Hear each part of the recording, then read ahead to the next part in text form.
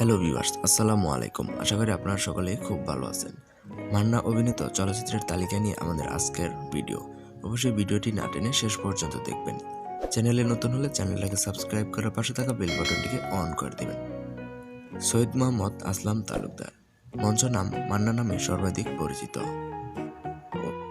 1964 সালে 14 এপ্রিল টাঙ্গাইল জেলায় জন্মগ্রহণ করেন এবং 17 ফেব্রুয়ারি 2008 সালে তিনি মৃত্যুবরণ করেন।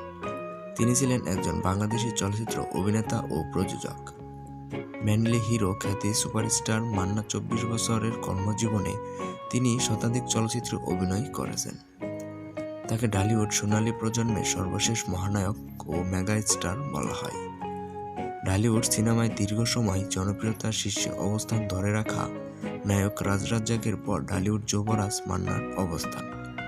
তার অভিনীত আম্মাজান চলচ্চিত্রটি বাংলাদেশের সর্বোচ্চ ব্যবসা সফল ও জনপ্রিয় চলচ্চিত্রগুলোর মধ্যে অন্যতম। তিনি বীর সৈনিক চলচ্চিত্রে অভিনয়ের জন্য সেরা অভিনেতার বিভাগে জাতীয় চলচ্চিত্র পুরস্কার এবং আম্মাজান চলচ্চিত্রের জন্য মেরিল প্রথম আলো পুরস্কারের জন্য শ্রেষ্ঠ অভিনেতার পুরস্কার অর্জন করেন।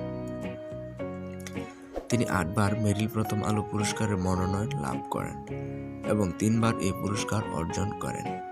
এছাড়া তিনি বেশ কয়েকবার বাদশাহ পুরস্কার লাভ করেন।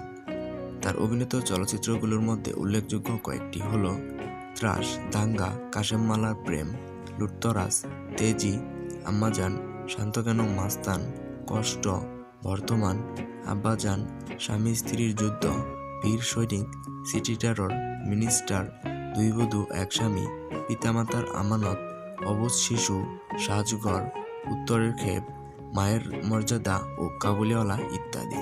তো ভিউয়ার্স, মান্নার অভিনয় আপনার কাছে কেমন লেগেছিল অবশ্যই কমেন্টের মাধ্যমে আমাদেরকে জানিয়ে দিবেন।